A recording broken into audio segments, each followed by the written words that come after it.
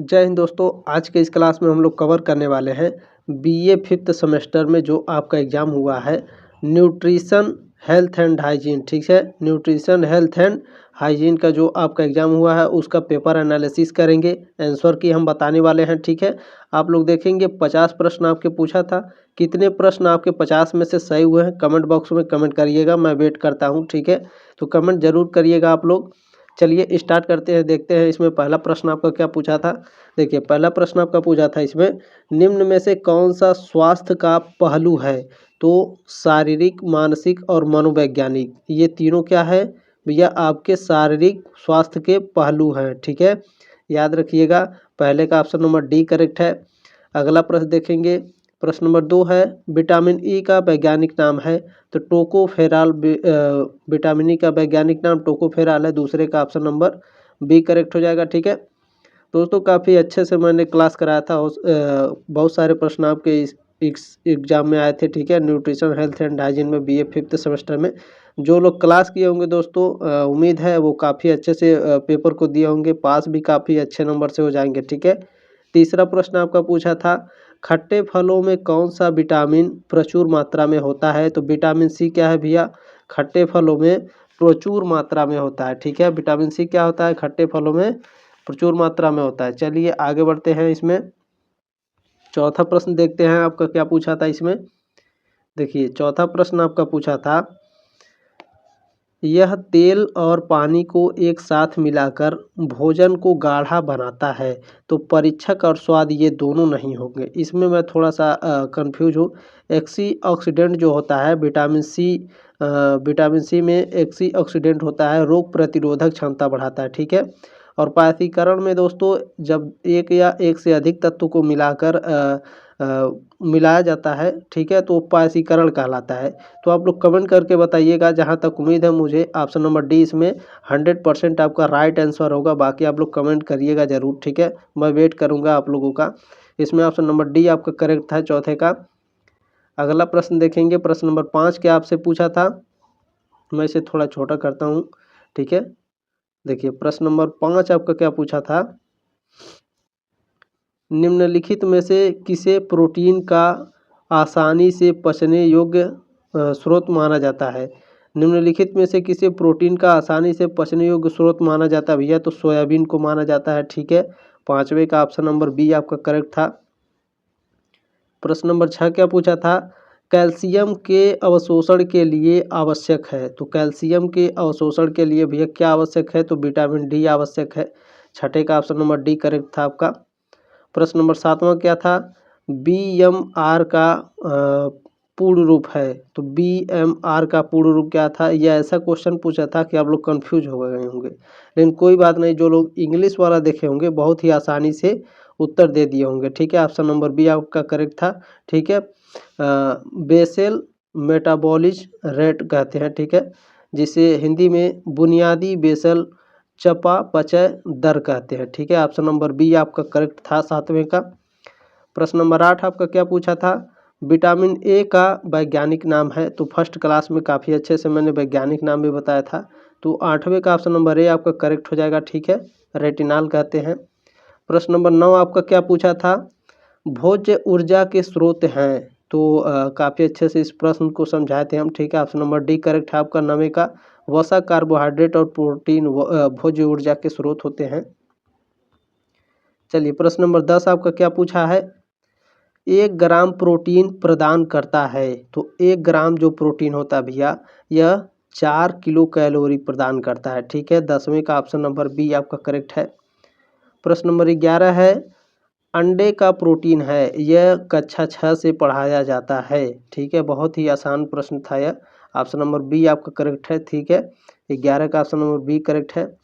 आगे बढ़ते हैं, प्रश्न नंबर 12 क्या भैया, 1 ग्राम वसा प्रदान करता है। बताइए 1 ग्राम वसा कितना प्रदान करता है भैया? तो 1 ग्राम वसा जो होता है 9 किलो कैलोरी ऊर्जा प्रदान करता है। ठीक है, 12वें का ऑप्शन नंबर बी आपका करेक्ट है।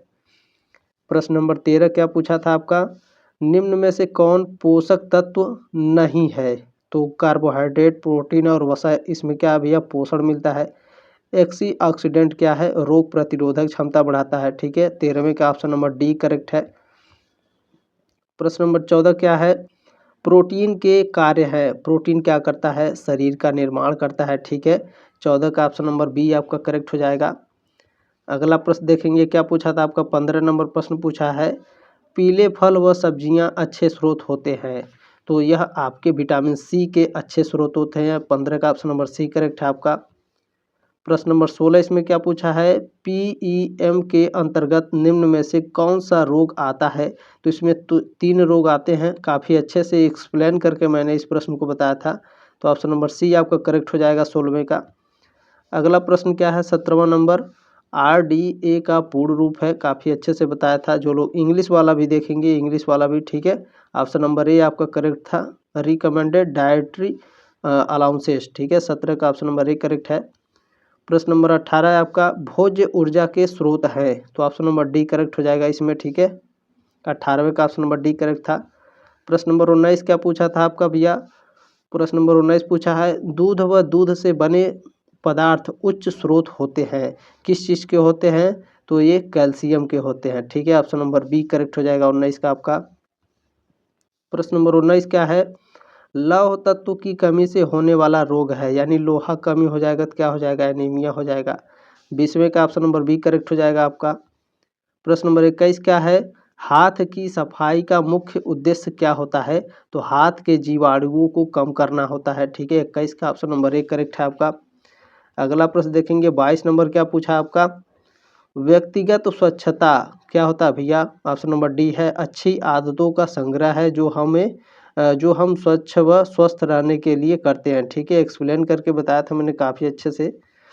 चलिए आगे बढ़ते हैं। 23 नंबर प्रश्न आपका क्या पूछा है इसमें, एक व्यक्ति से दूसरे व्यक्ति में फैलने वाले रोग कहलाते हैं। तो संचारी रोग कहलाते हैं। ठीक है, 23 का ऑप्शन नंबर ए करेक्ट है आपका। प्रश्न नंबर 24 क्या पूछा है, निम्न में से कौन संक्रामक रोग नहीं है? तो इसमें टाइफाइड बुखार क्या है?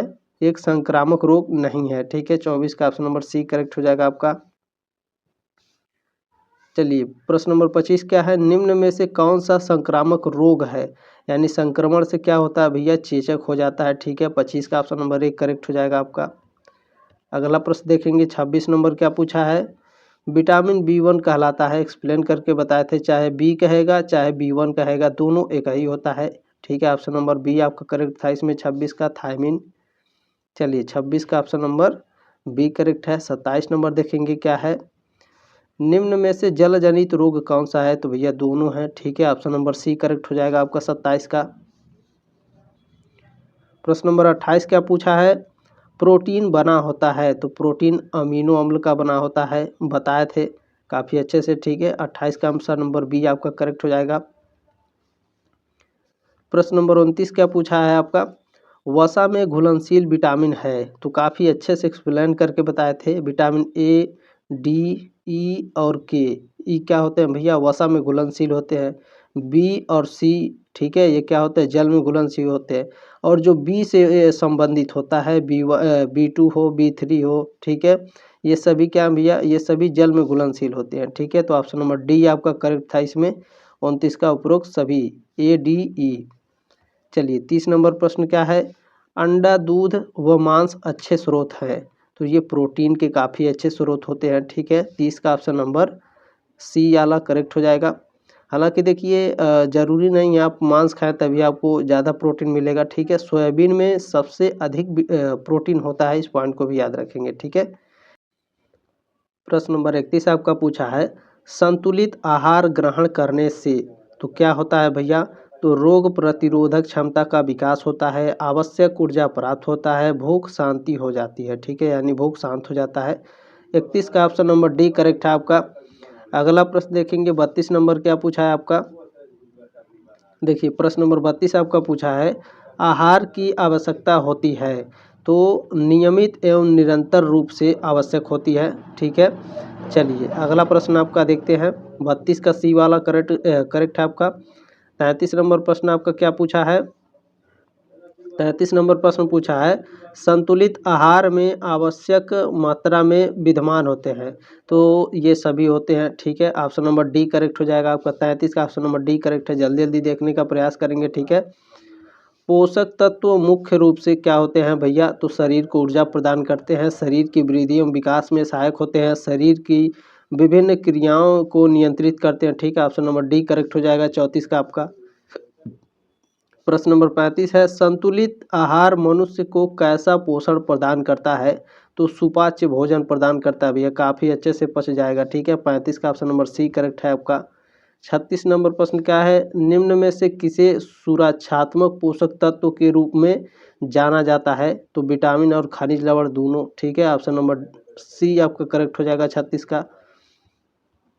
अगला प्रश्न देखेंगे, 37 नंबर प्रश्न क्या है, दूध से बने पदार्थ कौन कौन से हैं, खोया, पनीर और दही ये सभी बनते हैं। ठीक है, 37 का ऑप्शन नंबर डी करेक्ट हो जाएगा आपका। 38 नंबर प्रश्न क्या है, कार्बोहाइड्रेट किन तत्वों से मिलकर बना होता है, तो कार्बोहाइड्रेट भैया आपके कार्बन, हाइड्रोजन तथा ऑक्सीजन से मिलकर बने होते हैं। ठीक है, 38 का ऑप्शन नंबर सी सही है आपका। 39 नंबर प्रश्न है, पेक्टिन पाया जाता है, तो पेक्टिन किस में पाया जाता है, तो पके हुए फलों में पाया जाता है। याद रखिए, कभी कभी ऐसा होता है आपके एग्जाम में पके हुए फल ना दे करके कभी सेब दे देगा, ठीक है, कभी संतरा दे देगा, कभी पका हुआ आम दे देगा, इस तरह से देता है आपके एग्जाम में ऑप्शन में, तो कोई दिक्कत नहीं है। ठीक है, ऑप्शन नंबर डी आपका करेक्ट है 39 का। प्रश्न नंबर 40 क्या है भैया आपका, निम्नलिखित में से कौन सी अस्वस्थकर आदत है, तो बिना धोए को बिना हाथों को धोए खाना खाना क्या भैया, यह हमको बीमारियों का कारण बनेगा। ठीक है, अस्वस्थकर आदत है, तो 40 का ऑप्शन नंबर डी करेक्ट है आपका। प्रश्न नंबर 41 क्या है, निम्नलिखित में से कौन सा जीवाणु जनित रोग है, तो जीवाणुओं से क्या होता है भैया, कालारा हो जाता है। ठीक है, जिसे हैजा बोलते हैं। 41 का ऑप्शन नंबर डी करेक्ट है आपका।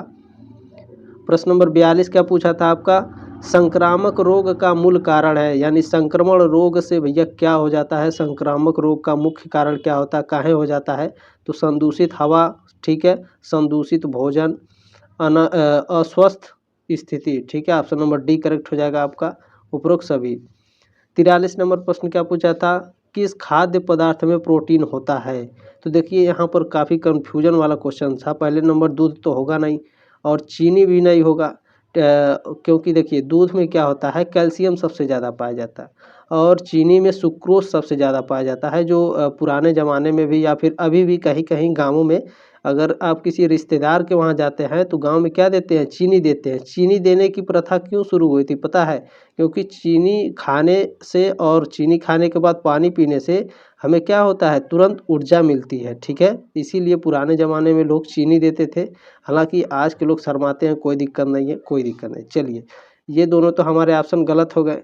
शहद में थोड़ा बहुत मात्रा में प्रोटीन पाया जाता है, लेकिन आलू में भरपूर मात्रा में प्रोटीन पाया जाता है। ठीक है, तो ऑप्शन नंबर डी हमारा करेक्ट था यहाँ पर 43 का। ठीक है, 43 का ऑप्शन नंबर डी करेक्ट है, आलू। चलिए, 44 नंबर प्रश्न क्या है, निम्नलिखित में से कौन सा आयरन का अच्छा स्रोत है, बताइए। यानी लोहा का अच्छा स्रोत क्या है, हरी सब्जियां। हरी सब्जियों में पालक वगैरह आ जाएगा। ठीक है, पालक में आयरन काफ़ी अच्छे मात्रा में पाया जाता है। चलिए आगे बढ़ते हैं, आपका अगला प्रश्न इसमें देखते क्या पूछा है। 45 नंबर, आयोडीन की कमी से कौन सा रोग होता है, तो घेगा रोग हो जाता है। ठीक है, 45 का ऑप्शन नंबर बी करेक्ट है आपका। 46 नंबर प्रश्न है, निम्न में से कौन सा एक गैर संचारी रोग है। गैर संचारी मतलब होता है दोस्तों, जो मान लीजिए यहाँ एक व्यक्ति है, यहाँ एक व्यक्ति है, तो जो इन दोनों के मध्य में फैलता है उसे संचारी रोग कहते हैं। अगर इनके मध्य में संक्रमण नहीं होगा तो उसे गैर संचारी रोग कहते हैं। तो हृदय घात क्या होगा, हृदय रोग क्या होता है, गैर संचारी होता है। हार्ट अटैक संक्रमण से नहीं फैलता है। ठीक है, तो दिल से संबंधित बीमारियां क्या है, गैर संचारी रोग है। ठीक है, 46 का ऑप्शन नंबर डी करेक्ट हो जाएगा आपका। 47 नंबर प्रश्न आपका पूछा था, पीलिया दुष्प्रभावित करता है। देखिए बहुत डेंजर बीमारी होता है पीलिया। ठीक है, तो यह यकृत यानी आपके लीवर पर अटैक करता है दोस्तों। ठीक है, 47 का ऑप्शन नंबर डी करेक्ट था आपका। प्रश्न नंबर 48 आपका पूछा था, हैजा का कारण है। हैजा किसके कारण फैलता है भैया, जीवाणु के कारण फैलता है। ठीक है, 48 का ऑप्शन नंबर बी करेक्ट हो जाएगा आपका। चलिए, प्रश्न नंबर 49 क्या पूछा है आपका, निम्नलिखित में से विटामिन कौन सा है। तो काफ़ी अच्छे से इसको जो फर्स्ट क्लास में दोस्तों दिल से पढ़े होंगे ना, तो इस प्रश्न को काफ़ी अच्छे से किए होंगे। तो विटामिन B9 क्या कहलाता है भैया? विटामिन B9, ठीक है, B9 क्या कहलाता है? फॉलिक अम्ल कहलाता है, ठीक है। 49 का ऑप्शन नंबर ए करेक्ट हो जाएगा आपका। अगला प्रश्न देखेंगे 50 नंबर प्रश्न क्या है? शरीर द्वारा विकार, ऊर्जा, मरम्मत और रख रखाव, ठीक है, सॉरी यहाँ पर मैंने प्रश्न को गलत पढ़ दिया। देखिए, शरीर द्वारा विकास, ऊर्जा, मरम्मत और रख रखाव के लिए आवश्यक पदार्थ को कहा जाता है तो पोषक तत्व कहा जाता है, ठीक है। ऑप्शन नंबर 1 करेक्ट था आपका 50 का। उम्मीद है दोस्तों आपका पेपर काफ़ी अच्छा गया होगा, ठीक है। तो कमेंट बॉक्स में कमेंट करिएगा, मैं वेट करूंगा आप लोगों के कमेंट का, ठीक है। कितने प्रश्न सही हुए हैं कमेंट जरूर करिएगा। और दोस्तों जो टेलीग्राम ग्रुप है उसको ज्वाइन कर लीजिएगा, ठीक है। जिनके पास पेपर नहीं है वो टेलीग्राम ग्रुप ज्वाइन कर लेंगे। वीडियो के ठीक नीचे आपको PDF मिलता है, वहाँ से आप PDF भैया डाउनलोड करके आप लोग देख लीजिएगा आपके कितने प्रश्न सही हुए हैं, ठीक है। और मुझे टेलीग्राम पर डायरेक्टली मैसेज करना चाहते हैं, क्या करेंगे भैया? तो GK GS वाला सर्च करेंगे। क्या सर्च करेंगे? GK GS वाला, ठीक है। GK GS वाला मैं इसका नाम भी चेंज कर दूंगा अगले महीने में, ठीक है। GK GS वाला अगर सर्च करेंगे टेलीग्राम पर तो आएगा मेरा नाम, तो वहाँ से आप मुझे डायरेक्टली मैसेज कर सकते हैं। मैं पर्सनली भी कई छात्र छात्राओं से बात करता हूँ, डाउट क्लियर करता हूँ, ठीक है। आगामी एग्ज़ाम जो होने वाला है उसके बारे में अगर पहले से पता होता है तो काफ़ी अच्छे से मैं तैयारी करा देता हूँ, ठीक है। तो मिलते हैं दोस्तों नेक्स्ट क्लास में, तब तक के लिए जय हिंद, वंदे मातरम।